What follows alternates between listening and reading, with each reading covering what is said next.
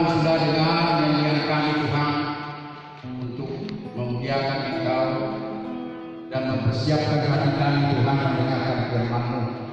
Kami tahu Tuhan Engkau adalah Ekados, Tuhan yang Maha Kudus. Karena itu kuduskanlah kami manakala kami Tuhan beribadah, terutama mendengarkan firman-Mu yang kudus itu. Sucikan hati dan pikiran kami, sucikan jiwa dan batin kami, bersama roh kami Tuhan. Mampukanlah bersekutu dalam ibadah di rehabilitasi narkoba di Pancurban ini. Tuhan, apalagi layak hamba-Mu ini, hanya Tuhanlah yang mampu menyingkapkan segala perkara kerajaan sorga di tengah-tengah kami di sini.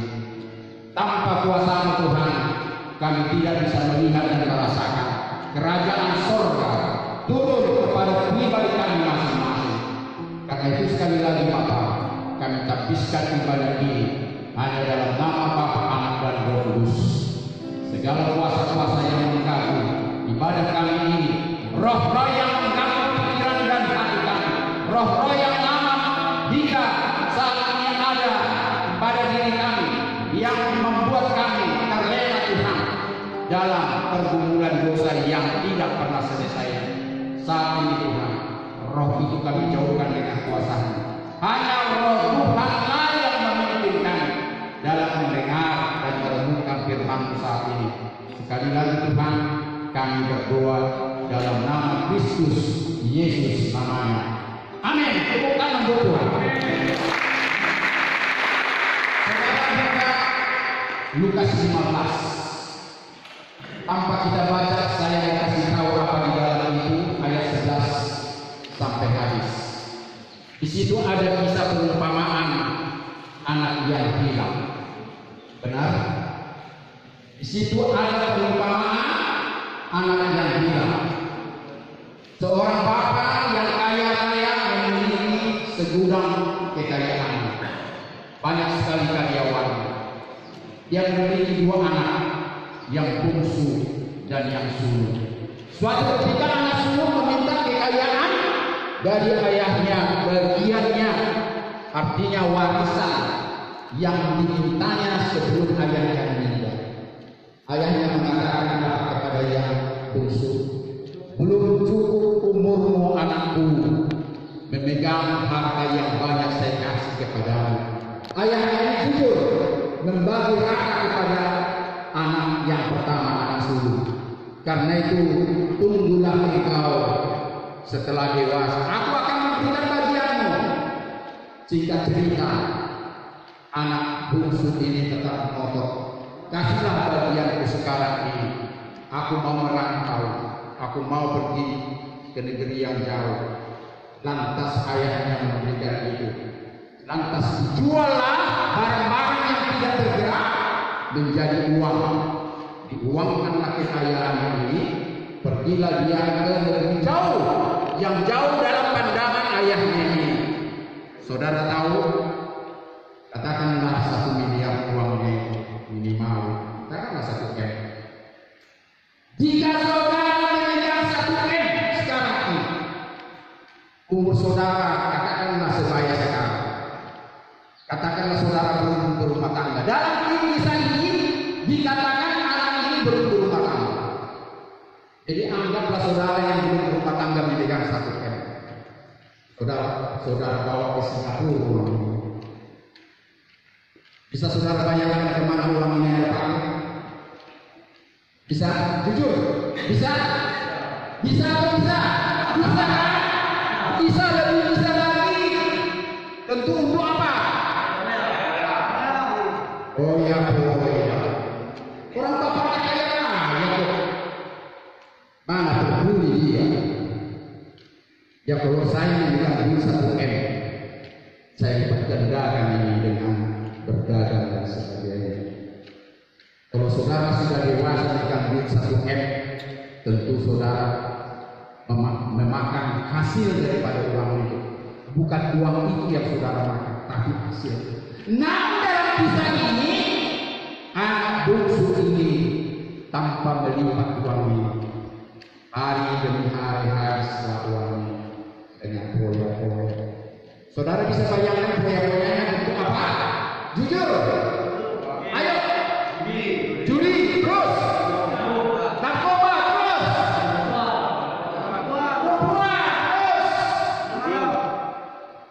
Dan sebagainya.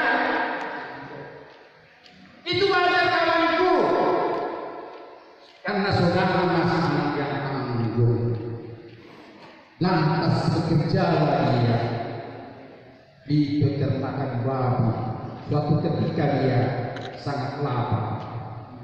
Dia bekerja karena uangnya sudah habis. Makan pun tak ada uang lagi. Tugasnya kasih makan babi-babi. Gak ada uang lagi. Suatu ketika dia lapar, tidak cukup makanan yang dikasih tuannya, mau dimakan lagi nasi babi. Situ cerita. Terus orang-orang karyawan melihat bilang pemuda ini, jangan kau makan nasi babi tuanmu itu. Makananmu sudah dikasih. Singkat cerita, nasi babi pun tak bisa dimakannya. Menangis lagi.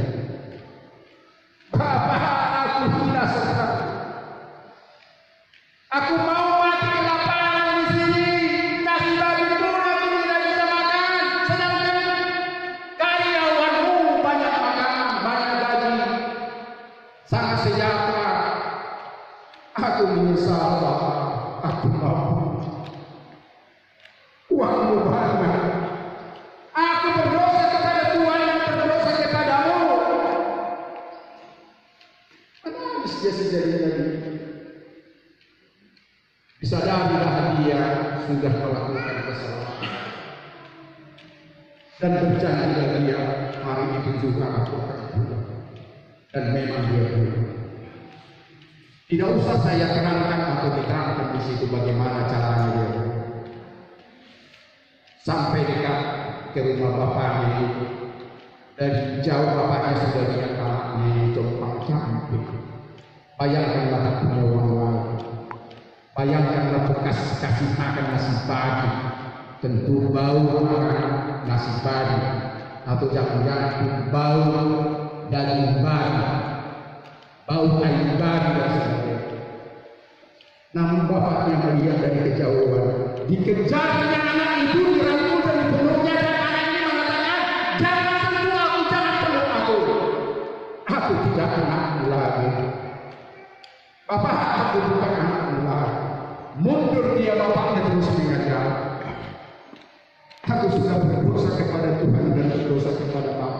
Jadikanlah aku budakmu, karyawanmu, karena semua mereka berlebihan makan dan minum dan gajinya Bapak. Apa yang saudara dapat dari kisah ini? Penyesalan. Bukan hanya penyesalan, pengakuan. Menyesal dan mengaku. Dan yang ketiga yang saudara dapat.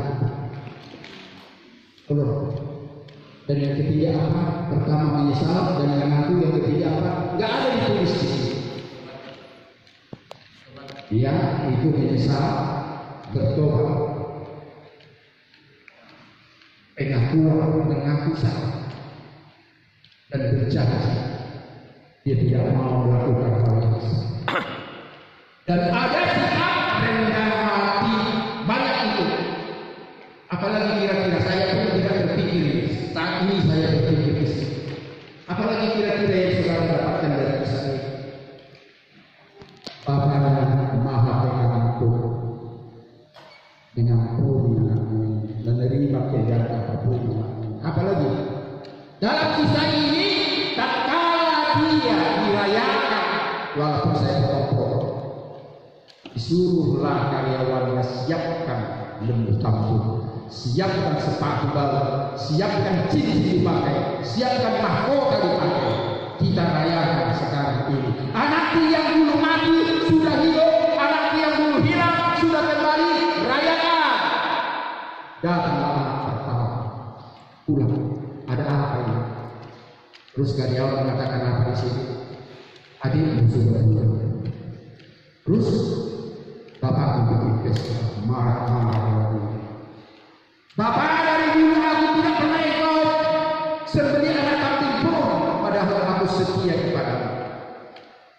Adikku yang sudah berpoya-poya menghabiskan hak kamu, kau bikin pesta yang besar sebenarnya. Terus Bapak mengatakan, hartaku sekarang ini pun hartaku juga, dan tidak berkurang hartamu sekalipun adikmu sudah mengambil diri. Itulah gambaran daripada kisah ini. Ambillah apa yang bisa saudara ambil di sini. Iya bagus. Bawa cerita kepada diri. Iya, ntar ke pesan ya. Tadi saya sudah katakan, ada penyesalan, ada kerinduan, ada pengakuan, ada pertobatan, ada rendah dari bapaknya, kasih setia tetap mencintai anaknya. Dari abangnya sempat iri hati, tetapi dikalahkan dengan kasih. Akhirnya abangnya juga mengerti. Itulah inti cerita ini dan bisa saudara tambahkan. Lebih dari apa yang saya bicarakan. Kalau saya kembalikan kepada kawan dan diri saya sendiri, saya tidak terlepas dari itu. Saya juga berdosa kepada Tuhan dan kepada orang tua. Dan hampir tidak ada anak yang tidak berdosa kepada Tuhan dan orang tua. Bukan karena saudara di sini direhabilitasi masalah narkoba, yang telah berdosa kepada Tuhan dan berdosa kepada orang tuamu yang sudah membesarkan. Tapi tanpa saudara di sini, saya juga katakan kepada semua orang, tidak ada seorang anak yang tidak melakukan dosa kepada orang tuanya. Bahkan orang tua pun tidak ada orang tua yang tidak pernah bikin dosa kepada anak tanpa disadari ataupun disadari. Tinggal persoalannya adalah bagaimana tujuannya. Maukah saudara jujur kepada Tuhan dan kepada orang tua dan kepada sesama manusia atas perbuatan yang salah dan keliru? Saya tidak mau khotbah saya berpanjang-panjang. Ringkaskan khotbah ini dari Lukas 15. Pulang. Sebelum anaknya itu pulang, bapaknya pasti merindukan kepulangan anaknya. Pulanglah anakku, bapak menanti. Ada ampun dari bapak. Saudara tahu lagu ini? Ada yang pernah dengar lagu ini? Anakku pergi ke negeri orang, tinggalkan bapaknya mengeluh. Akhirnya habislah uang dan barang, hatinya sangat susah penuh. Pulanglah anakku, Bapa rindu dan seru. Pulanglah anakku, ada ampun bagimu. Kita nyanyikan sama-sama. Anakku pergi ke negeri orang, tinggalkan bapaknya mengeluh. Akhirnya habislah uang dan barang, hatinya sangat susah penuh. Pulanglah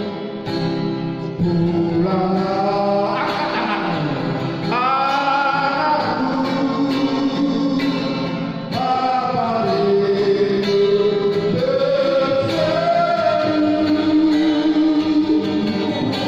Pulanglah anakku, ada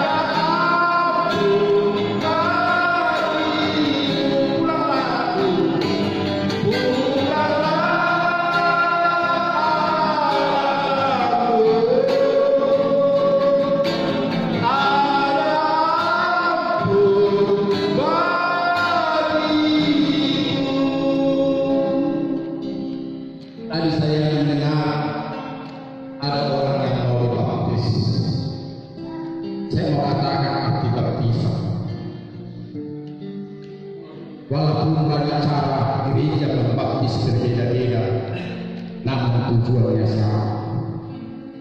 Ada hanya tercipta, ada harus dicemplungkan ke kolam atau ke sungai atau ke danau atau ke laut dan sebagainya. Semuanya tujuan maksud yang sama. Saya pelayan bencana, mulai melayani bencana tahun 87. Saya sering melakukan baptisan. Saya tidak mungkin membawa kolam renang ke bencana, ketahanan polisi. Maka itu ditahan polisi pada yang sudah saya baptis di sini dengan baptisan tercipta. Kalau saudara mau saat ini dibaptis dengan baptisan tercipta, yang percaya sama saja dengan dibaptis saudara dicemplung. Tinggal itu acara gereja dan sebagainya. Saya tidak mau membawa aturan-aturan gereja karena ini saudara lihat 80 Mei. Artinya saya bisa terima semua bagaimana ibadah-ibadah di gereja, dan saya tidak pernah membawa sekte-sekte dalam pelayanan saya, sehingga pelayanan saya semua orang bisa terima. Tepuk tangan dulu. Saya berkonsultasi dengan pendeta Hutapea. Saya tahu beliau ini juga tidak kaku dengan aturan gereja. Saya bilang ke pendeta hambanya, ada yang mau dibaptis di sini. Bagaimana nggak mungkin kolam renang dibawa di sini, dan kita tidak mungkin bawa dia ke kolam renang. Bagaimana kalau hanya dekat situ? Silakan Pak Pendeta bilang. Jadi mau saya percaya, saya dengan cara apapun, kalau saudara mau dibaptis saya lakukan. Tapi melihat situasi dan kondisi yang tidak mungkin saya bawa saudara ke laut, ke sungai dan sebagainya, terimalah baptisan dengan cara dipijit. Baptisan jangan pernah berulang-ulang, ingat. Tapi kalau saudara dibaptis waktu kecil, menurut saya, saudara belum bisa menerima baptisan yang sesungguhnya. Karena saudara belum tahu apa nama baptisan yang sesungguhnya. Saudara harus dewasa. Ingat Yesus. Siapakah Yesus? Coba yang kencang, siapakah Yesus itu?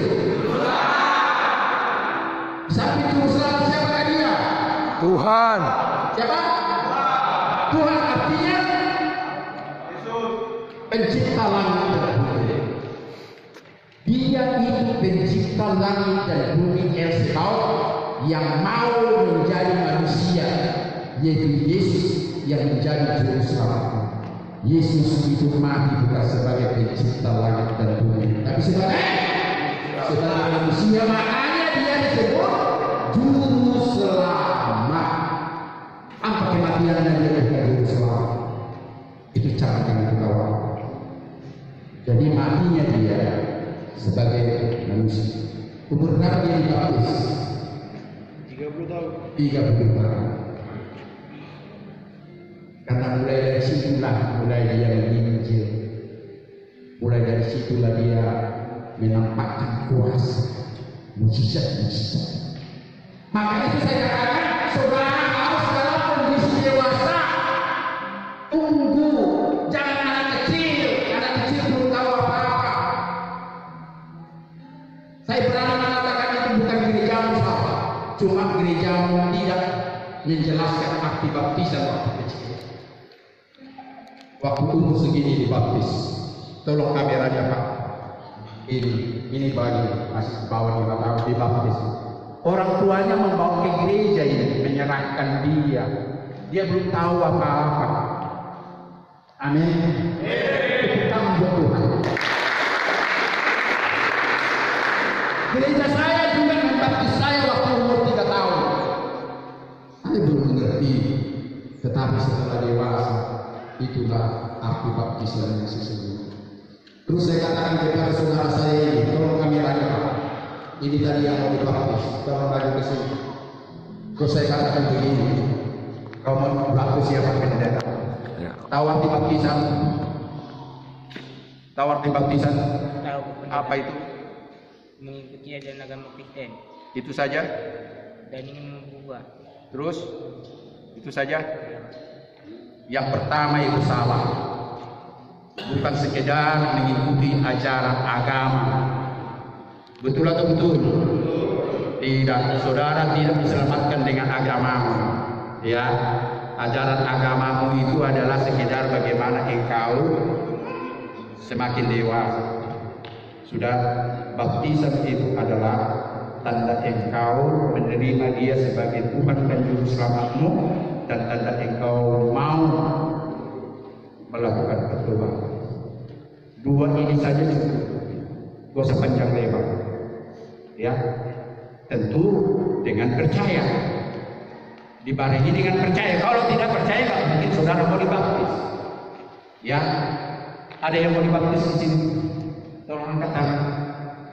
Tidak ada, maju ke sini. Ayo berdiri di sini. Baptis setelah dewasa. Saya tidak mengajarkan gereja ya. Dan katakan kepada pendetamu, saya namanya pendeta Daniel Papiri, pendeta misioner evangelis yang sering membaptis orang dengan kecil. Dan kalau saudara tidak di kolam, saya bawa saudara ke kolam. Tidak menjadi persoalan. Tapi persyarat, saya akan berdosa kalau membaptismu tanpa saudara mengampuni orang bersalah kepada. Silakan mundur kalau tidak mau mengampuni orang bersalah. Angkat tanganmu kalau engkau mau mengampuni orang yang bersalah kepada. Jujur, jujur, Tuhan mendengar. Ada lagi sebelum saya membaptis dia? Silakan. Dan saya katakan banyak cerita di penjara atau di tangan polisi. Akhirnya tidak mau saya baptis karena dia belum bisa mengampuni orang yang bersalah kepada. Harus saudara. Saya tidak katakan gereja mana yang katakan tidak. Firman Tuhan mengatakannya. Karena lewat kekudusan lah saudara dibaptis. Kalau saudara kudus, tentu saudara diampuni dosanya. Kalau saudara diampuni dosanya, saudara harus mengampuni orang yang bersalah kepadanya. Tepuk tangan buat Tuhan. Itu urusan yang paling benar. Tidak mungkin saudara diampuni dosanya tanpa saudara mengampuni dosa orang lain. Tidak mungkin saudara kudus tanpa saudara diampuni dosa. Tidak susah-susah.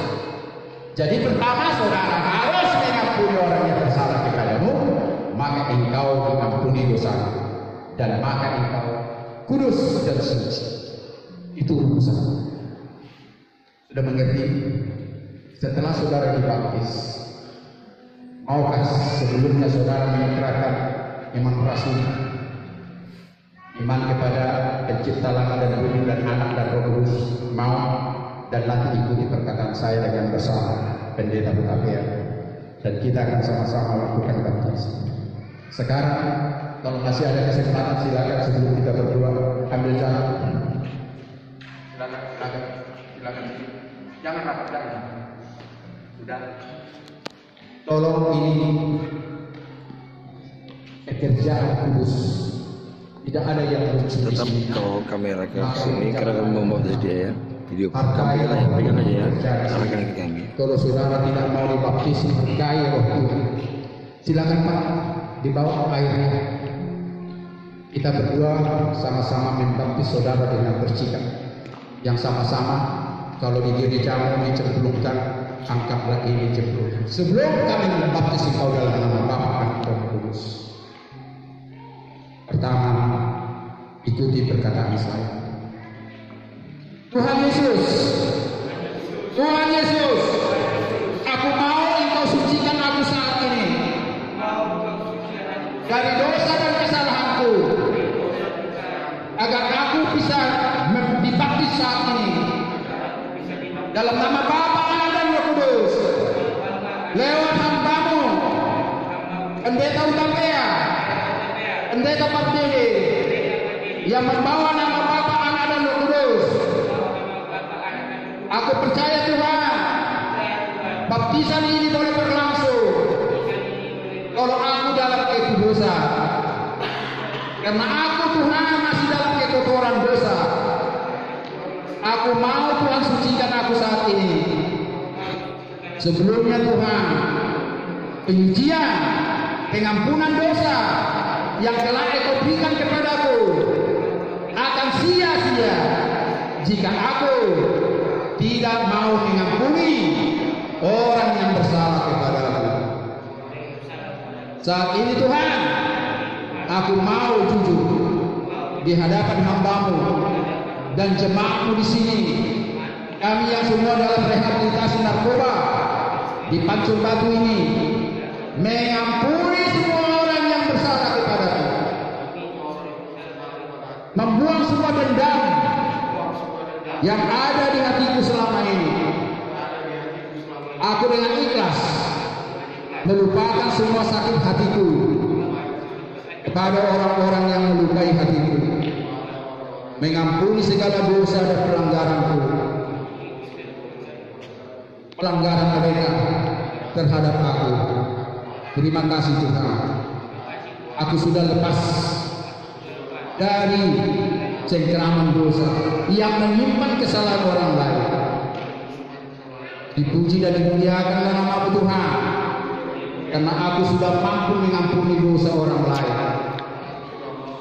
Saat ini Tuhan Yesus, aku mau mengaku dosaku kepada sesama manusia dan kepadamu sendiri.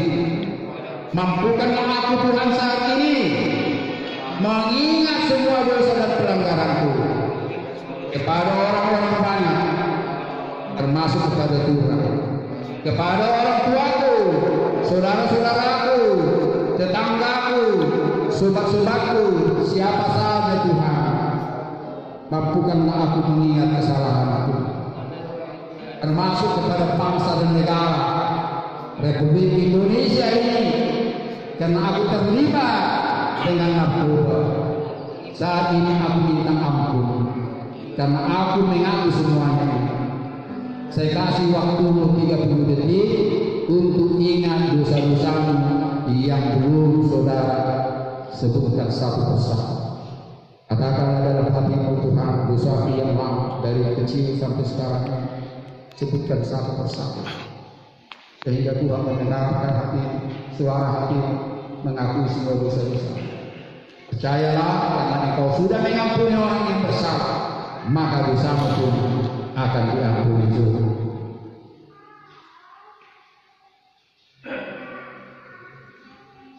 Terima kasih Tuhan. Katakan, terima kasih Tuhan, aku sudah melakukan ini semua sebelum aku dibaptis.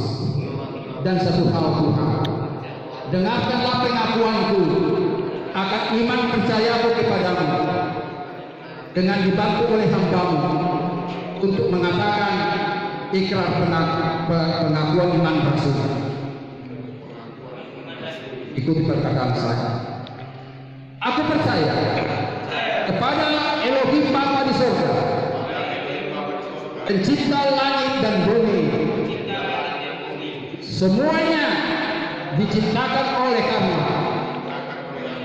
Kekuatannya, aku percaya kepada Yesus Kristus yang adalah Tuhan dan Juru Selamatku, yang lahir dari Bunda Maria, yang menderita di bawah pemerintahan Pontius Pilatus, disalibkan, mati dan dikuburkan, turun ke dalam kerajaan maut. Pada hari yang ketiga, bangkit pula dari antara orang mati, naik ke surga, duduk di sebelah kanan Bapa di surga, dan akan datang kembali untuk menghadiri orang hidup dan yang mati. Aku percaya kepada Roh Kudus, gereja yang kudus, persekutuan yang kudus, pengampunan dosa, kebangkitan daging, dan hidup yang kekal. Terima kasih Tuhan, aku siap dibaptis dalam nama Bapa, Anak, dan Roh Kudus.